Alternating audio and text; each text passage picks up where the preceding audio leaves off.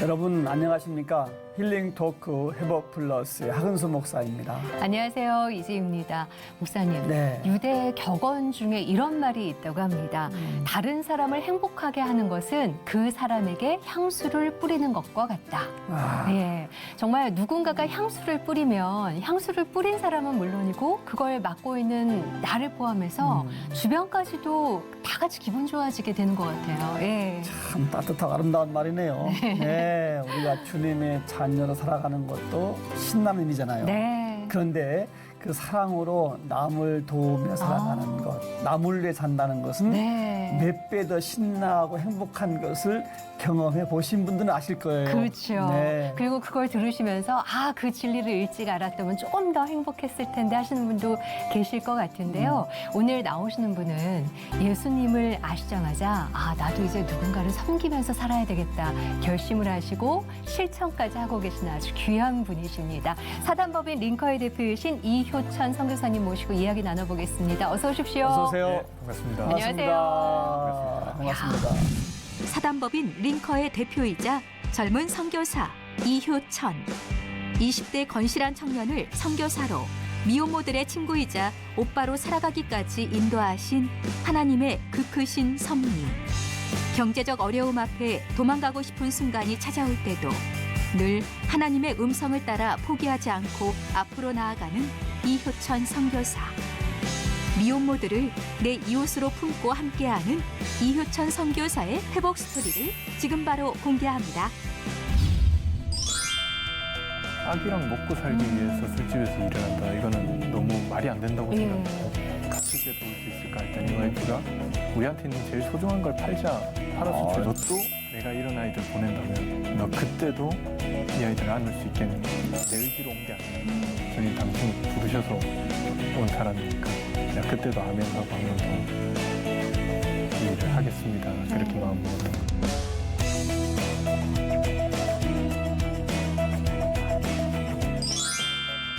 저는 탤런트 들어온 줄 알았어요.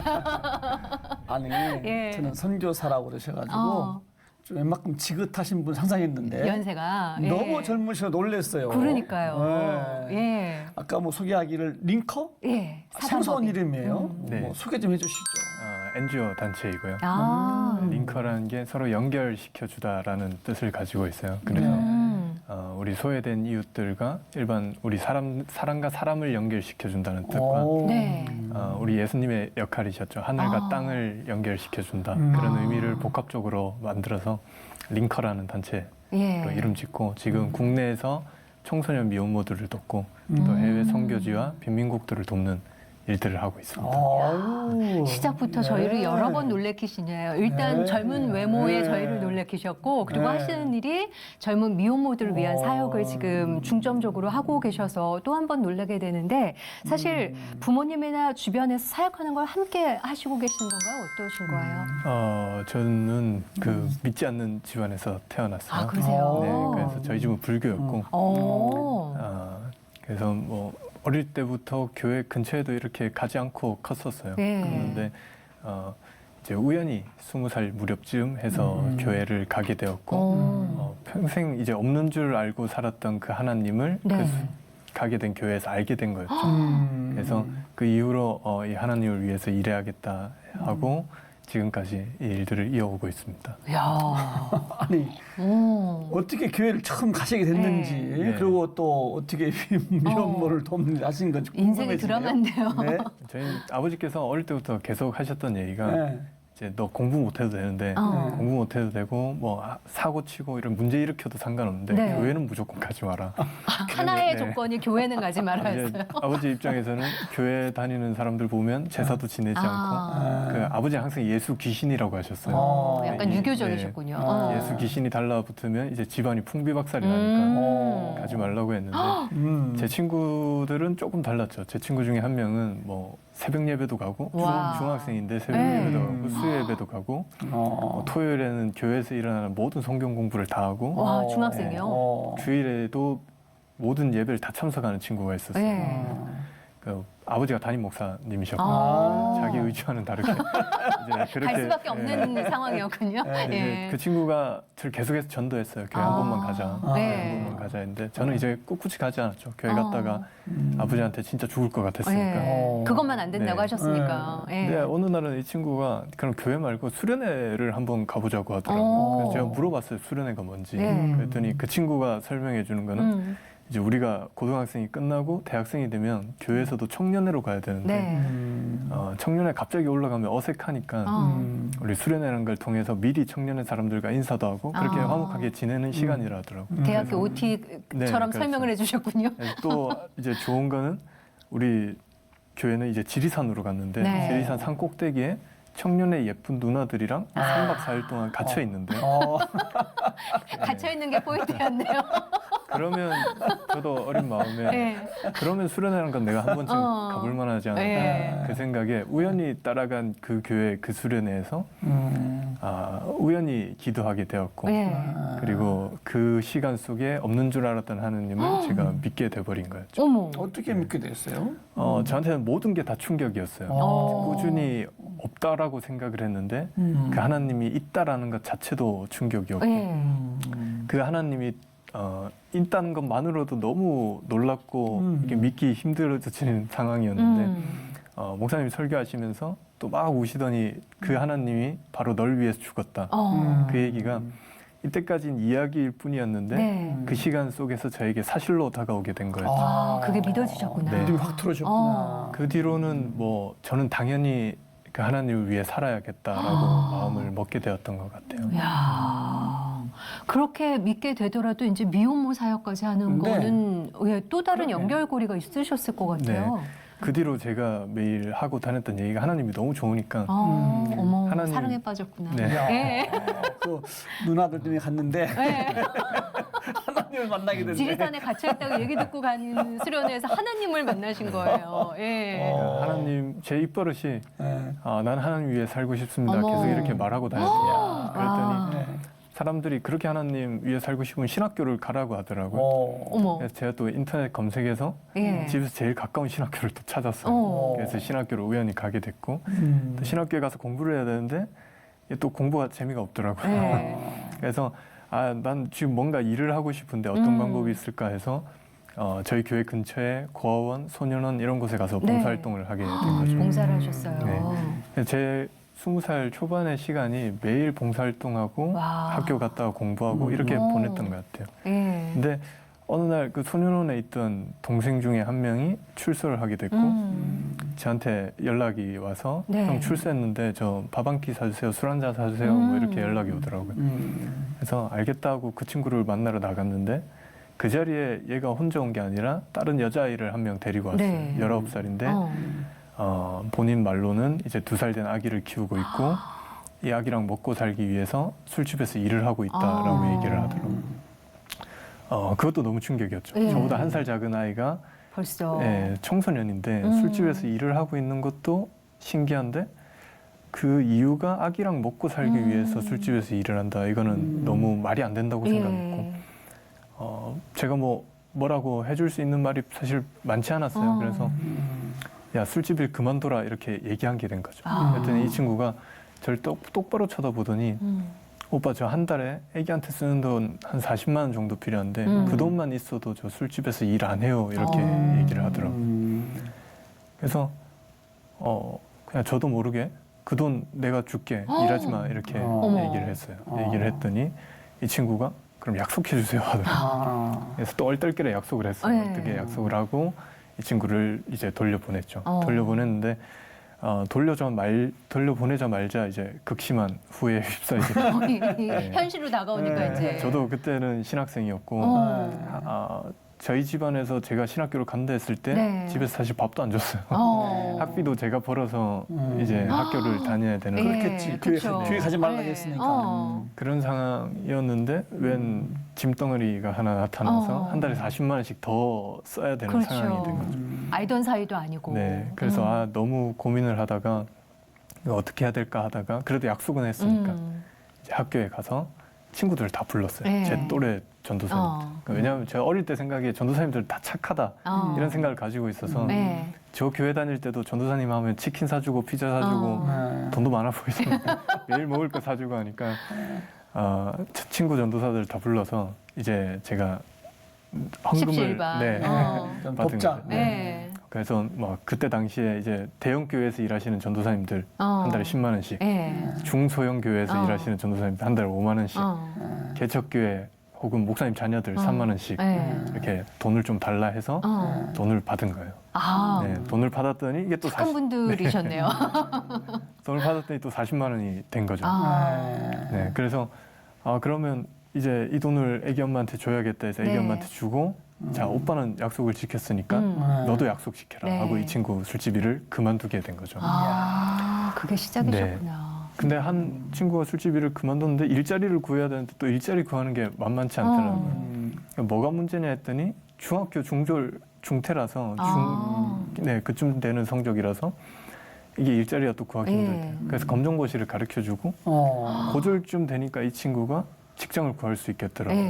그래서 직장에 구하게 되고 돈을 벌기 시작하고 돈을 버는데 이 친구가 뭐 돈 쓸 데가 또 없어요. 애기 말고는. 그래서 저축을 하더니 어느 날 원룸에서 나와서 투룸으로 이사를 가게 되고 또 어느 날은 자기가 돈을 좀 모으더니 자기 수학여행 한 번도 안 가봤다고 애기랑 해외여행 한번 가보고 싶다 하더니 해외여행을 가게 되고 열심히 살았네요. 네. 제가 그걸 옆에서 이렇게 지켜보는데 지금 그때 깨달았던 게 이거 지금 내가 얘를 돕고 말고 할 상황이 아니라 얘가 날 도와야겠구나 이런 상황까지 가더라고요. 그때 이게 자립이란 거구나. 한 사람이 서서 자기 몫을 할 수 있고 아기까지 책임져 줄 수 있는 사람. 그렇게 해서 이제 미혼모 네, 시작이 사역이 된 거네. 어떻게 보면 불씨가 켜진 건데 근데 너무 신기한 건 교회만 가지 마. 아버지 유일한 당부셨잖아요. 그 부탁이었는데 어느 날 수련회를 갔다가 하나님이 믿어지고 신학교를 가라고 해서 신학교를 가고 그랬을 때 부모님은 얼마나 놀라시고 어떤 반응을 보이셨을까. 네. 예. 정말 싫어하셨죠. 정말 싫어하셨고 네. 처음엔 사기 치는 줄 알았는데 아들이 거짓말하는 네, 거짓말을 줄. 하는데 네. 너 무슨 네가 목사가 되려고 그러냐 네. 뭐 그런 얘기들도 많이 하셨고 근데 지금은 참 신기한 게 벌써 10년이 좀 넘는 네. 시간이 됐는데 어머님은 이제 세례 받으셨고 어머. 집사가 될 준비를 하고 계시고 오. 네, 아버지도 지금 어머니 따라서 교회를 교회 조금씩 다니세요? 네, 나가시고 계시고 야. 네, 그렇게 됐습니다. 근데 그래도 뭐 이렇게 막 밥을 안 주고 등록금은 안 주셔서 그렇게 특별한 구박은 안 하셨나 봐요, 부모님께서. 네, 원래 제가 어릴 때부터 부모님 말씀을 그렇게 잘 들은 편은 아니라서 네. 제가 알아서 할게요 했더니 네, 알겠다고 하시더라고요. 야. 그 집안의 선교사님이시네. 네. 그러니까요. 네. 네. 아이고. 축복의 통로세요. 어쨌든 너무 귀한 사역이신데 네. 미혼모를 처음 만났던 것이 친구 따라왔던 19살 여학생. 네. 충격받았겠네요. 처음에. 어땠어요? 처음 네, 봤을 처음엔 때. 너무 충격이었죠. 제가 모르는 세상이었고 또 거기서 이렇게 살아가는 아이들이 있다는 것도 너무 충격이었어요. 네. 그래서 그 아이 한 명만 사실은 돕고 끝날 줄 알았었는데 이 친구가 이제 돌이켜 보니까 자기가 살아왔던 게 너무 힘들었었나 봐요. 누군가랑 얘기를 하고 네. 좀 하고 싶었는데 이 친구들은 친구도 없고 가족도 없는 친구들이 네. 대부분이죠. 그래서 이 아이가 방카페 이런 데다 글을 썼나 봐요. 제가 어릴 때부터 출산을 위해서 술집에서 일을 했고 너무 힘들게 살았고 매일 죽고 싶었는데 예. 어느 날 오빠가 나타나서 자기를 돕기 시작했고 자기는 이제 좀 행복하게 살고 있다. 예. 뭐 이렇게 글을 썼나 봐요. 글을 썼더니 막 사람들이 이제 거기에 댓글을 달고 하면서 이 친구를 막 응원해 주는 거예요. 그랬더니 이 친구가 그런 걸 처음 느껴봤는지 너무 좋아서 막 자기는 이런 환경에서 너무 힘들게 살아가고 있지만 그래도 포기하지 않고 살아가고 있다. 이 글을 읽는 사람들이 절대 자신의 삶을 포기하지 않고 끝까지 힘냈으면 좋겠다. 정말 힘들어서 죽고 싶다면 죽지 말고 이 오빠한테 한번 연락을 해봐라 하고는 네. 제 전화번호를 적어서 글을 적었대요. 맘카페에 네. 동의 없이 그냥 네, 올려버린 그렇죠. 거군요. 그러니까 그 이름 모를 교회 오빠. 예, 예. 그 다음부터는 정말 저한테 빗발치듯이 아이고, 전화가 오기 도와달라고. 시작했어요. 저는 아기가 2명인데 도와주실 수 있나요? 어머. 저는 아기가 3명인데 도와줄 수 있냐? 아이고. 장애가 있는데 도와줄 수 있냐? 그래서 10년 전이니까 제가 물어봤어요. 그렇게 도와주는 사람이 없냐 했더니 네. 진짜 없다라고 하더라고요. 그때 당시만 해도 한부모 가족, 네. 미혼모에 대해서 되게 생소한. 그렇죠. 10년 전만 네. 해도. 그래서 이 아이들을 위해서 좀 제대로 도와줘야겠다 싶어서 그때 이제 위드맘 한부모 가정 지원센터를 만들고 신학생 때. 네, 그때 저한테 후원해주던 그 네. 신학생 친구들이랑 같이 이걸 설립하게 된 거죠. 네. 근데 그렇게 문의가 빗발치게 온다 하더라도 그걸 사역하기에는 너무 젊은 어린 그러게, 나이셨어요. 신학생 때고. 20대 초반 네. 아니셨어요? 네. 그게 어떻게 감당이 되시던가요? 어떠셨어요? 처음에는 좀 감당이 안 됐었는데 저는 항상 표현하기로 하나님이 어느 날 제 멱살을 잡아다가 그냥 멱살을 잡아다가 미혼모 친구들 사이에 던져놓은 것 같아요. 어. 그래서 어느 날 정신 차려 보니까 제 왼쪽에도 미혼모 아이들이 있고 오른쪽에도 미혼모 앞뒤 다 전부 다 저를 네. 둘러싸고 있는 거죠. 아. 그때 깨달았던 게 그러면 나의 이웃은 이들이구나. 그럼 내가 복음을 전하고 함께 살아가야 되는 사람들이 이 사람들이구나 싶어서 그냥 그렇게 같이 살아가고 와. 있다라고 얘기를 하고 있습니다. 그 표현이 너무 멋져요. 야. 그럼 나의 이웃은 이들이구나. 네. 멱살 잡혀왔더니. 그렇지, 멱살 잡혀서. 그런데 네. 그렇게 정말 그 복지 사각지대에 놓이는 지금 그렇게 많습니까, 진짜로? 어떻습니까? 네, 정말 많고요. 우리나라 통계로는 34,000명 정도 된다, 뭐 이렇게 얘기를 하는데 그 중에서도 또 복지 사각지대에 밀려온 친구들은 되게 많아요. 아, 그래서 그래요? 네, 이 아이들이 대부분 임신을 하게 되는 순간 저희들은 세 가지를 얘기해요. 첫 네. 번째로 공동 육아에 책임이 있는 남자들은 대부분 도망가거나 책임을 지지 않고 네. 배가 점점 불러오니까 중학교 중퇴, 고등학교 중퇴. 왜냐하면 학교를 더 이상 학교를 다닐 수가 못 없어서. 다니니까. 마지막으로 이 아이들이 갈 수 있는 곳이 집인데 네. 집에서도 대부분 부모와의 관계가 끊어지게 돼버리는 상황들이 오게 되는 거죠. 반대로 말하면 이 아이들은 임신이란 이유로 세상에 철저하게 혼자가 돼버리는 상황. 고립되는 거네요. 그 상태에서 아이를 출산하게 되는데 네. 지금 그렇게 되면 가장 문제가 되는 게 주거지가 없어요. 아. 네, 그래서 대부분 찜질방을 떠돌아다니는 아이들도 있고 친구 집 떠돌아다니는 아이들도 있고 그렇게 이제 살아가게 되는 거죠. 그래서 저희를 처음 왔을 때 저희가 가장 먼저 해야 되는 게 이제 주거지를 구해주는 일. 그래서 이 아이 엄마 앞으로 주소가 나오게끔 만들어줘야 돼요. 그래서 주소가 나와야지 해당 시청과 구청에서 관할이니까 복지가 되는 복지를 거군요. 좀 돌 수 있고 주소가 나와야지 그때부터 아기를 어린이집에 보낼 수가 있어요. 아. 그래야지 엄마와 아기가 떨어지게 되고 네. 그 다음에 엄마를 위해서 교육을 하든 뭐 이런 일들을 저희들이 할 수 있는 거죠. 그래서 지금은 주거 지원 사업을 가장 우선적으로 하고 네. 있고요. 그 중에서도 또 아이를 출산했는데 요즘에는 또 한 명 낳는 게 아니라 2명, 3명씩 낳는 경우도 많이 있어요. 그리고 나서 네. 남자들이 도망을 왜? 치는 거죠. 둘째까지 낳고 도망을 네. 간다고요? 그렇게 해서 이제 혼인 신고를 하게 되면 네. 남자 아이들 입장에서는 이제 부양자 수가 2명, 3명이 되니까 네. 군대 면제를 받거나 그에 준하는 혜택들을 받을 수가 있어요. 어. 그래서 일부러 그렇게 하고 이제 가버리는 그런 친구들도 많이 있죠. 아, 그게 그럼- 현실인 거예요? 네, 그러면 이 여자아이들 입장에서는 혼인 무효 소송을 하든 이혼 재판을 해야 되는데 여기서 또 문제가 되는 게 나이가 이제 많아봤자 20대 초반인 아이들이니까 네. 그런 방법에 대해서 전혀 모른 채 살아가 버리는 거죠. 아, 방법을 모르고. 네. 그러니까 저희는 지금 이 부분을 복지 사각지대라고 부르고 있고요. 아. 이 아이들을 돕는 것도 사실은 쉽지가 않아요. 왜냐하면 혼인신고가 돼 있으니까 법적으로 미혼모라 부를 수 있는 그렇네요. 네, 미혼모 시설이나 이런 곳에 입소하기도 애매한 거고 이 아이들 돕는다고 해서 뭐 정부 지원이나 지원금 한 푼 나오는 것도 아니고 근데 아이고. 아이는 둘이나 셋이 있는 상황인 네. 거고. 그러니까 많은 단체들이 사실은 이 친구들을 돕기를 조금 어려워하고 있죠. 네. 야, 정부 할 일을 하고 계시는 거네. 아니, 그리고 그렇게 둘, 셋을 낳고 본인은 군대를 면제받아놓고 그러게. 그리고 버리고 간다는 사람이 있다는 게 너무 네. 충격적이고 비참, 화가 비참하네요. 나네요. 저희는 이거를 범죄로 보고 그러니까요. 그렇죠. 예.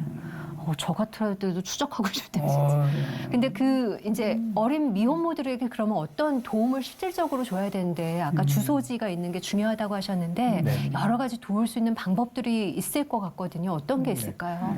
일단 주거지 문제를 해결하고 난 다음 엄마들이 일을 해야 되니까 그렇죠. 네, 자립으로 가기 위해서 이제 직업 교육이나 이런 것들이 좀 필요해요.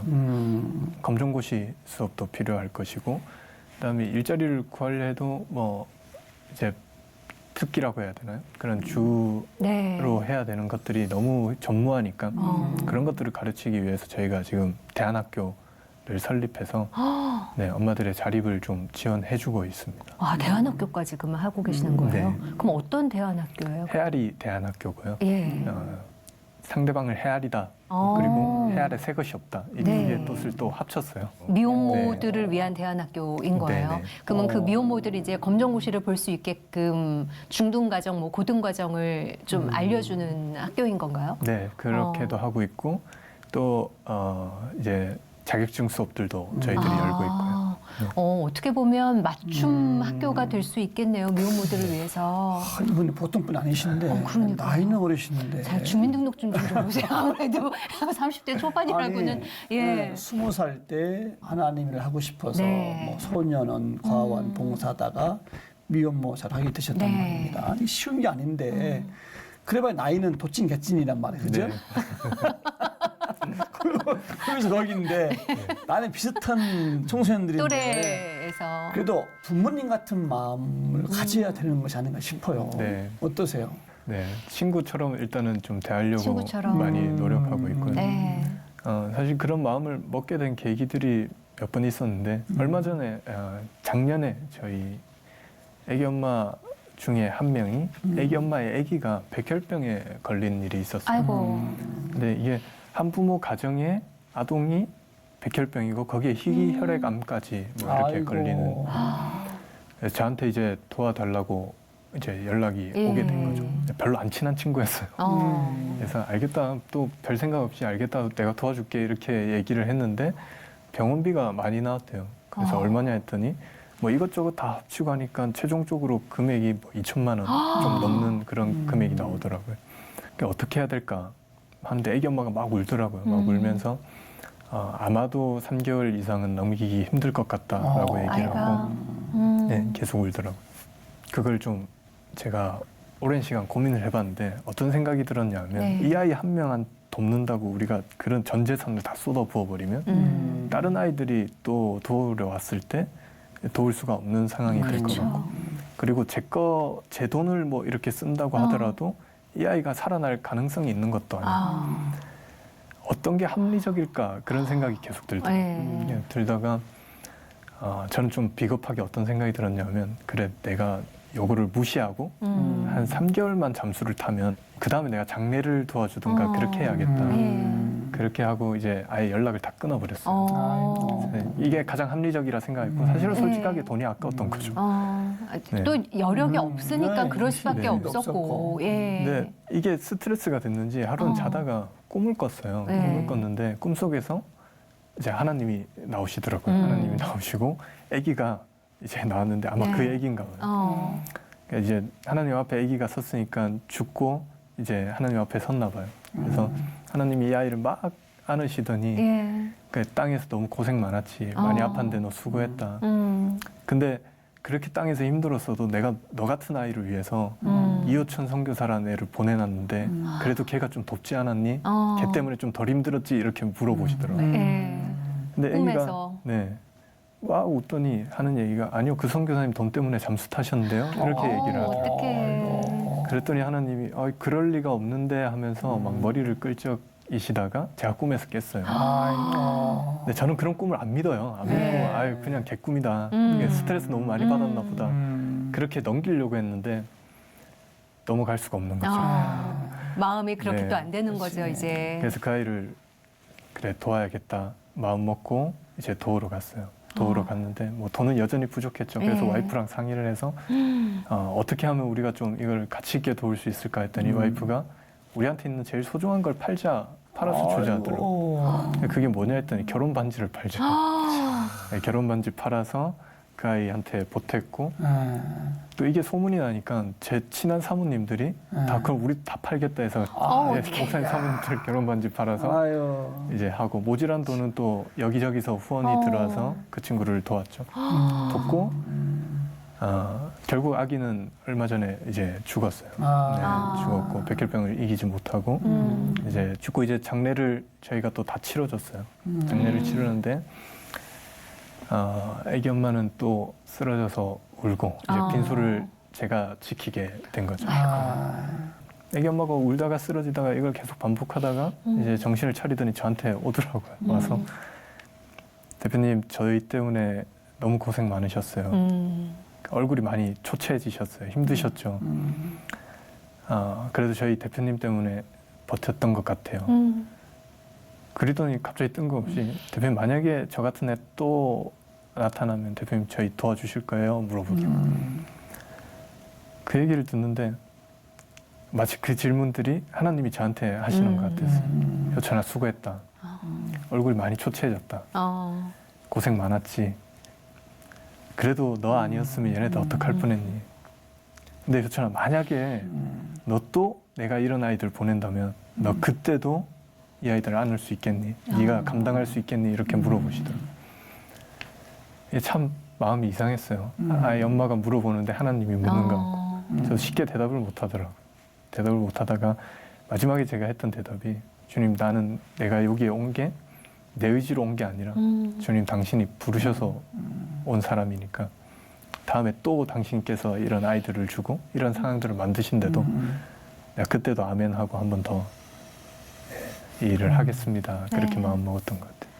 네. 부모님이네 부모님. 그렇죠. 네. 아니 어떻게 보면 하나님을 믿기 시작한 것도 수련회에 가서 그 수련회에서 하나님을 깊이 만나시고 하나님을 위해서라면 나는 뭐든 하겠다는 결심까지 하시고 그러다가 이제 묘모 사역까지 하신 거잖아요. 주님이 그 마음을 주지 않으셨으면 도저히 20살 어린 청년이 할 수 없는 일을 끌어오고 계시는 것 같아요.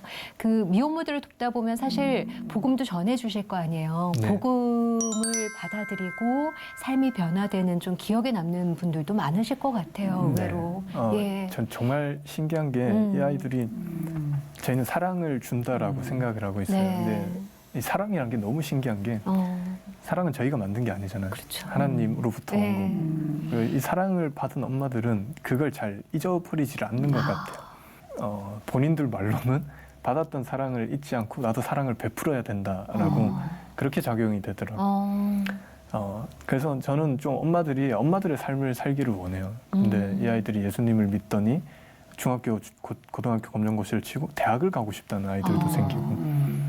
그래서 제가 처음에는 말렸죠. 무슨 대학이냐. 네. 안 가도 된다. 안 가도 되고. 그냥 이제 돈 벌고 좀 행복하게 살면 될 건데 갑자기 네. 웬 대학이냐 했더니 이 친구들이 했던 얘기가 대표님 나 아무것도 없을 때 그리고 아무런 희망도 없을 때 그때 대표님이 도와줬고 나도 그 사랑을 받았으니까 이제는 내가 그 사랑을 베푸는 사람이 되고 싶고 그래서 나 사회복지학과 갈래요. 그렇게 얘기를 하더라고요. 그래서 지금 근데 참 신기한 게 한 명이 아니라 여러 명이 또 사회복지학과를 갔어요. 네, 가서 지금 예비 사회복지사들도 나오려고 준비 중이고 그다음 또 엄마들을 데리고 제가 선교지를 간 적이 있어요. 간 적이 있는데 거기서 또 아이 엄마들이 너무 좋았나 봐요. 그래서 지금은 한국에서 아이 엄마들이 일을 해서 번 돈으로 네. 또 해외 선교지를 돕기도 하고 네, 그렇게 동역자들이 늘어났네요. 하고 있어요. 네, 맞습니다. 그러니까 선교사님한테 도움받았던 미혼모들이 예. 이제 또 자립을 해서 그렇죠. 또 그런 일을 하고 계시는 거예요. 그죠? 네. 꿈을 키워가고. 그 얘기 조금만 좀 해주시죠. 어떤 식으로 좀 그 자립해서 이렇게 활동하고 있는지. 네. 처음에는 사실 이런 목적이 아니었어요. 목적이 아니었고 아이 엄마들이 어느 날 저한테 전화가 왔는데 막 울면서 전화가 왔더라고요. 그래서 왜 그래 이랬더니 대표님 나 하나도 행복하지가 않아요. 그렇게 얘기를 해요. 제가 그 친구를 알아요. 네. 불과 몇 달 전에 단돈 10,000원이 없어서 밥도 못 먹고 그렇게 지내던 아이였는데 지금은 자립에 성공했고 괜찮은 직장도 다니는 네. 친구. 불과 몇 달 전까지 돈 없어서 그렇게 했는데 쓸데없는 소리 하지 말고 너 네. 일해서 돈 벌어. 그렇게 얘기를 했어요. 그랬더니 이 친구가 하는 얘기가 선교사님 돈 번다고 행복한 거 아니에요. 다 행복한 거 아니에요. 이러고 전화를 끊었어요. 너무 충격을 받았어요. 돈 버는데 왜 행복하지 않을까? 반대로 생각해 봤어요. 나는 행복할까? 그런데 답이 너무 간단해요. 저는 행복하더라고요. 네. 제 행복한 이유가 그래도 저는 제가 하고 싶은 일을 하고 있고 저는 아직도 꿈을 꾸고 있고 제가 원해서 이 일을 하고 있잖아요. 네. 근데 애기 엄마들은 조금 다르더라고요. 애기 엄마들은 꿈을 꾼다기보다는 자립을 위해서 일을 해야 되고 자립을 위해서 살아가야 되고 자립을 위해서 직업을 구해야 돼요. 살기 위해서 해야 네. 되는 것들인 거죠. 그 당연히 행복도가 다를 수밖에 없는 거겠죠. 예. 그래서 제가 애기 엄마들한테 오히려 한 번 더 질문을 해봤어요. 그러면 너네들 정말 너네가 하고 싶은 건 뭐냐? 네. 그랬더니 저는 뭐 메이크업 수업이나 뭐 헤어 디자인 이런 수업이 나올 줄 알았는데 네. 그게 아니라 정말 생뚱맞게도 저 교복 입고 싶어요. 어머. 수학여행 가고 싶어요. 아. 이런 얘기들이 나와요. 그때 제가 깨달았던 게 그래 미혼모지만 애기 엄마지만 사실은 아직 청소년들인데 그렇죠. 아직 나이가 많아봤자 이제 막 20살 넘은 청년들인데 그 생각이 들더라고요. 그러네요. 그래서 그럼 우리 놀러 다니자. 내가 교복은 못 해줘도 수학여행 보내줄게. 어머. 그래서 여기저기 수학여행을 다녔어요. 아, 어디 다니셨어요? 제가 파주도 갔다가 예. 부산도 갔다가 막 강원도 갔다가 근데 이제 문제가 되는 게 그렇게 놀러만 다니니까 돈이 없는 거예요. 그렇죠. 그래서 그다음부터 제가 또 고민이 됐던 게 어떻게 하면 싸고 재밌게 좋은 곳을 놀러 갈 수 있을까. 그러다가 번뜩이었던 생각이 캄보디아에 저랑 친한 선교사님이 계신데 네. 거기에 가게 되면 밥값 아낄 수 있고 우리가 비행기 값만 준비하면 숙식이 다 해결되니까 네. 그 생각이 들더라고요. 그래서 직항은 비행기가 조금 비싼데 경유를 한 2번 정도 하게 되면 네. 한 2~30만 원 정도 되는 돈으로 캄보디아로 갈 수 있어요. 캄보디아 경유 두세 곳이면 몇 시간 걸리는 거예요? 저희 18시간 정도 걸렸던 것 같아요. 그렇게 해서 애기 엄마들을 다 이제 제가 꼬신 거죠.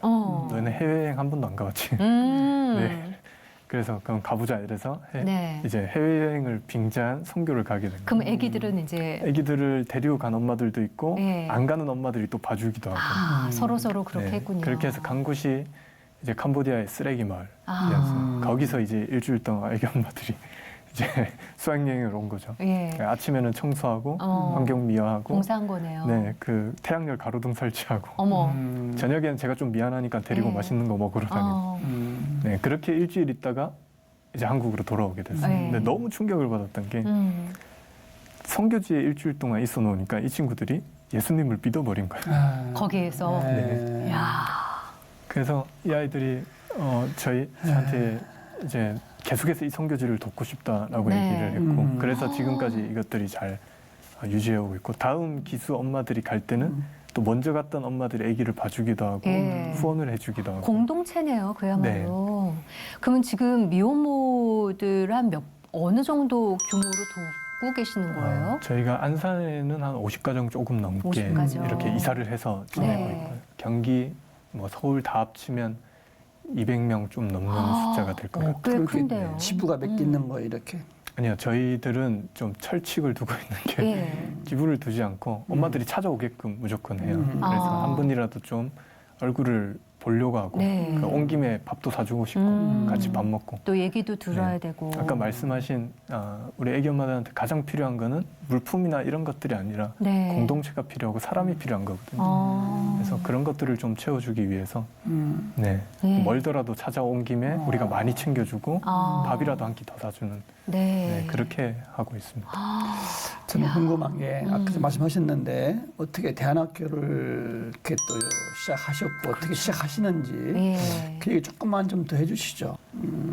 대안학교도 사실은 별 생각 없이 만들었어요. 만들었고 처음에는 검정고시랑 뭐 직업교육을 해야겠다 네. 했는데 나중에 되니까 그런 게 중요한 게 아니라 이 친구들은 공동체가 더 필요했었던 거고 그러면 이 대안학교라는 것 자체만으로도 우리가 공동체를 이룰 수 있겠다라는 생각으로 또 학교니까. 네, 그렇죠. 했었고 근데 엄마들이 그러다 보니 또 예수님을 믿는 친구들이 한 명, 두 명씩 나오기 시작했고 네. 그리고 엄마들의 요구가 예배를 드리고 싶다였어요. 그래서 그러면 우리 예배를 드리자 네. 했는데 믿는 친구들이 있고 안 믿는 친구들이 있으니까 그럼 예배 2번 드리자. 믿는 친구들 위해서, 안 믿는 친구들 위해서. 그래서 토요일, 일요일, 주일 우리 2번 이렇게 또 예배를 드리게 됐고 대안학교라고 만들었는데 이게 점점 교회가 돼가고 있는 거죠. 네, 그렇게 해서 사실은 이 아이들의 자립을 목적으로 만들었지만 그것보다는 아이들의 좀 행복 네. 그런 것들을 찾아주기 위해서 학창 시절의 추억도 해주고 싶고. 그러네요. 그래서 이 아이들이 대안학교를 통해서 뭔가 우리가 자립해서 돈 많이 벌어요 이런 고백보다는 나 청소년 때 못 누렸던 그렇죠. 것들을 지금 누릴 수 있구나. 그래서 돈 벌어서 행복한 그런 웃음보다 청소년 본연의 미소를 좀 찾아주고 싶은 거죠. 사실 원해서 그렇게 된 게 아니라 누군가에게 바뀐 학창 시절인 거잖아요. 네. 그거를 그곳에서 같이 생활하면서 학창 시절을 다시 찾아오는 그런 기분이 들겠어요. 학창 시절에서 사실은 학교에서 배울 수 있는 게 우리 교과목 말고도 많아요. 그럼요. 친구랑은 어떻게 지내야 되는지, 네. 뭐 하다못해 연필을 빌릴 때 우리 펜을 하나 빌릴 때도 어떻게 빌려야 되는지 네. 그런 것들이 공동체 안에서 자연스럽게 이루어지는 것들이잖아요. 근데 그런 것들을 이 아이들이 사실은 습득할 수 있는 기회가 많이 적었고, 그러네요. 네, 그런 사소한 것들부터 좀 이것들을 통해서 회복되면 좋지 않을까. 네, 그렇게 생각합니다. 혹시 입학과 졸업이 있나요? 저희 원래는 입학을 했었어요. 입학을 하고 네. 저희한테 온 친구들을 위해서 그렇게 했었는데 그렇게 하고 졸업은 이제 자립을 네. 만들었던 거죠. 자립의 기준. 지금은 조금 달라졌죠. 이제 네. 그런 것들에 대한 졸업보다는 너네들이 진정으로 자립을 했다면 단순히 내가 먹고 살 만큼의 돈을 버는 것이 자립이 아니라 그걸 뛰어넘어서 너네가 받았던 사랑을 또 다른 사람에게 나눌 수 있을 때 그때를 자립이라고 얘기하자라고 해서 그렇게 졸업으로 그 시점을 졸업으로 만들었는데 네. 뭐 졸업시켜도 사실은 사는 동네가 다 그 동네니까 네. 계속 같이 살아가는 거죠. 아, 너무 희한한 게 그러면 이제 처음에 미혼모들을 위해서 도와줄 수 있는 제일 큰 게 주거지라고 하셨잖아요. 네. 그거는 어떻게 마련을 하세요? 처음에는 저희가 보증금을 마련했었어요. 보증금을 마련했었고 초반에는 저희도 돈이 없으니까 그렇죠. 저랑 저희 간사님들이 같이 막노동도 하고 그렇게 해서 마련을 해줬었는데 요즘에는 후원금으로 마련하기도 하고 네. 혹은 LH나 이런 정부 시스템을 이용해서도 주거를 구해주기도 하고 네, 그렇게 지원해주고 이제 조금 방법을 찾으면 찾을 수 있는 것들이 나온 상황인가요? 네, 그렇죠. 도움을 받을 수 있는 나라의 도움을. 그리고 예. 그 다음에 또 의료 문제예요. 그래서 아이들이 건강하게 출산을 해야 되고 예. 출산 후에 대부분 산후조리를 못해요. 산후조리가 그렇죠. 굉장히 비싸거든요. 예. 출산 후 산후조리를 못하니까 그대로 다 몸으로 데미지가 오게 되더라고요. 예. 그래서 그런 것들을 위한 우리가 시스템도 좀 만들어야 되겠다. 네, 그렇게 지금 열심히 하고 있습니다. 얼마나 소년원, 뭐 네. 고아원, 뭐 미혼모, 애기 돌보랴, 뭐 시간이 정말 바빴겠어요. 네.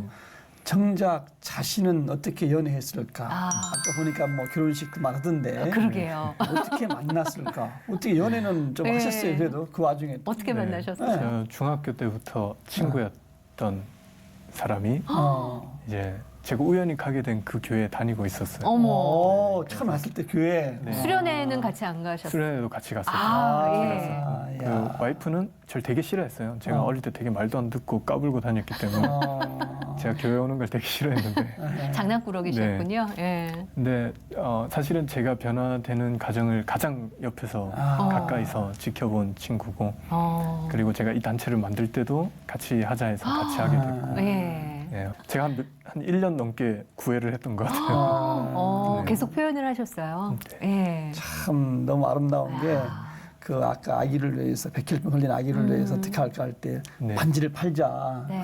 벌써 보니까 우리가 아내의 마음을 알겠어요. 저희가 결혼 처음 했을 때 신혼 때 되게 가난했어요. 저희 신혼집이 없어가지고 와이프는 친정에 가 있고 저도 막 집 구하러 다니고 그랬어요. 근데 그때도 제가 포기 안 했던 게 결혼 반지였어요. 결혼 반지만큼은 야. 내가 제일 좋은 거 사줘야겠다 해서 사준 건데 그걸 팔자고 하더라고요. 근데 처음에는 저도 좀 전부를 준 거네요. 이해도 안 되고 사실 그렇게까지 해야 되나 했는데 와이프가 이거 하는 거를 하나님한테 하는 거라면 이왕 가장 소중한 거 드리고 싶다. 네, 그랬었죠. 자, 그럼 여기서 너무 고맙잖아요. 그쵸, 아내가 특별하고. 예. 참 그 아내한테 고마운 인사를 영상으로 나중에 볼 텐데 아마 미안한 마음도 또 있을 것이고 네. 예, 또 직접 하면 쑥스러워서 예, 못하잖아요. 인사 한번 하시죠. 예. 사실 내가 하는 모든 일에 한 번도 불만을 가진 적이 없었고 오히려 나보다 더 하면 더 했지. 이렇게 긴 시간 동안 함께 해줘서 너무 감사하고 앞으로 더 많은 시간 우리가 이 일을 하게 될 건데 그때도 내 옆에서 계속 든든하게 힘이 되어 주었으면 합니다. 마지막 제일 유명한 네. 것도 있잖아. 다섯 제일 글자. 유명한. 네, 사랑합니다. 당당하게 하실 줄 알았는데 그래도 쑥스러워하시네요. 예. 아, 근데 지금도 젊은 나이잖아요. 30대 네. 초반이시고 사역을 워낙 일찍 시작하신 거고 네. 앞으로의 사역도 기대되지만 그 지금까지 해왔던 그 10년이 누구보다도 너무 귀한 분이다 이런 생각이 들어요. 그 이야기들을 모아서 또 책으로 내셨다면서요. 네. 예. 책 제목은 품어주심이라는 책이고요. 좋다. 오늘 책 안 네. 가져왔어요? 네, 아직 아. 준비 중입니다. 아, 준비 중이군요. 아직 방송이 나올 때쯤 출간될 것 같아요. 아, 그래요? 네, 네, 헉, 네, 네. 예. 아이 엄마들의 이야기라기보다는 제가 아이 엄마들을 만나면서 만난 하나님의 이야기를 좀 적고 싶었어요. 아, 네, 그래서 그 이야기들을 좀 나름 진지하게 적었고요. 네. 네, 그 속에서 사실은 저를 어떻게 위로하셨는지, 이 사역에서 어떻게 함께 하셨는지를 기록해두고 싶어서 아. 또 세상에 알리고 싶어서 네. 적게 되었습니다. 혹시 이렇게 돕고 싶은 분들 방송을 보시다가 어떻게 연락하면 좀 도울 수가 있겠어요? 저희 홈페이지, 홈페이지가 있어요. 네, 홈페이지 링커 링커. 홈페이지가 있고요. 예. 링커. 예. 네. 아. 그리고 뭐 인터넷에 저와 저희 단체 검색하시면 아마 자료가 꽤 많이 나올 거예요. 예. 통해서 언제든지 연락 주셔도. 아. 네. 그러면 돕는 방법이 뭐 후원금을 보내는 것도 도울 수 있겠지만 뭐 현물이라든가 이런 것도 받으시고 그러시나요? 네, 저희 어떠세요? 요즘 가장 급한 거는 반찬들. 음. 네, 반찬들 많이 필요하고요. 어. 코로나라서 사실은 일반 가정 같은 경우에 코로나 때문에 아기를 어린이집에 못 보내게 되면 그렇죠. 그래도 아버지가 일을 하고 엄마가 아기를 돌보면 돼요. 근데 저희는 한부모 가정이니까 아기를 어린이집에 못 보내는 순간 직장을 그만두는 상황이 발생하게 예, 되는 모든 거죠. 게 스탑이죠, 정말. 네. 그래서 지금 사실은 조금 힘든 시기를 겪고 있는데 저희가 그 와중에 딴 건 몰라도 밥은 우리가 같이 먹자라고 해서 밥을 하는데 반찬이 많이 모자랍니다. 예. 네, 반찬들도 필요하고 또 물티슈, 기저귀, 분유 요거 세 개는 엄마들의 고정 지출이에요. 네. 항상 필요한 거기 때문에 그것들을 우리가 많이 확보해서 아이 엄마들한테 준다면 엄마들 고정 지출이 줄어들게 되는 거고 그러면 엄마들이 그 돈을 아기에게 다른 데 쓸 수 있거나 또 그렇죠. 본인에게 쓸 수 있지 않을까 네. 그 생각에 그런 후원 물품도 좀 많이 필요합니다. 아, 정말 오늘 방송 보시면서 아, 내가 몰랐던 이런 네. 복지가 필요한 분들이 있구나 많이들 아셨을 것 같아요. 네.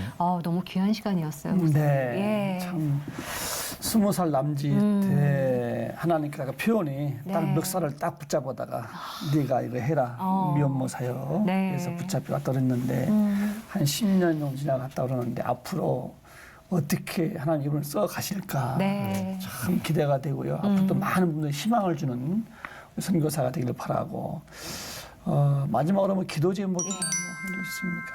네, 좀 부탁드리고 싶은 거는 저를 위해서 많이 기도해 주셨으면 좋겠어요. 제가 뭐 이런 강연을 하거나 방송에 나가면 미혼모 친구들을 위해서 기도를 많이 해주세요. 네. 근데 그 친구들 기도는 사실 제가 하면 돼요.